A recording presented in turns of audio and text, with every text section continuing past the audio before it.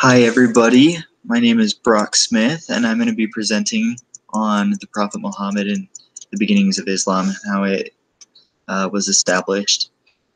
So just a little bit about Muhammad. He was the son of Abdullah and was born into the ruling tribe of Mecca, which was a prominent city at the time. Both parents died before he was 6. He was an orphan and kind of bounced around with families as he was growing up. He eventually married a woman named Khadija. Hope I said that right. He married other women later in his life, but she was kind of his main wife. They had 2 sons who didn't survive childbirth and 4 daughters. He loved to travel. He traveled widely throughout his life and preached wherever he went. And he died June 8th, 632. He was also a very spiritual man. He loved to go to Mount Hira and meditate. And on one occasion, he was meditating and he heard the voice of the angel Gabriel. And Angel Gabriel told him to recite that God is the creator and source of all knowledge. And Muhammad didn't feel like he was worthy enough. And so he actually resisted 3 times.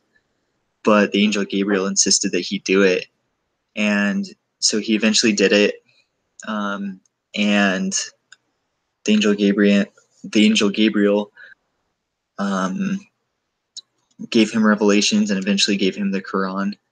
And later he received more revelations, and he was commanded to spread those. And he dictated everything and was added to the Quran. His message, the popularity really began among the poor and the slaves, later spread to the wealthier and higher class people. But many opposed his teachings, especially the Meccans. He taught a lot of things that opposed their beliefs, and so a lot of his followers were persecuted and murdered, and there were even several attempts on his life. And several wars and persecutions followed after that. So like I said earlier, paganism and polytheism began to be rejected, which were the main, or some of the main beliefs of the Meccans, and that's why they opposed him so much. But eventually he was able to gather enough followers that he was able to march back to the Mecca and conquer the city.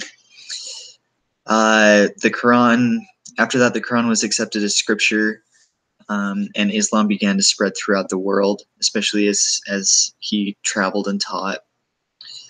And later, Islam became a world religion, and it's one of the 3 biggest religions, and I believe it's the fastest growing religion in the world today.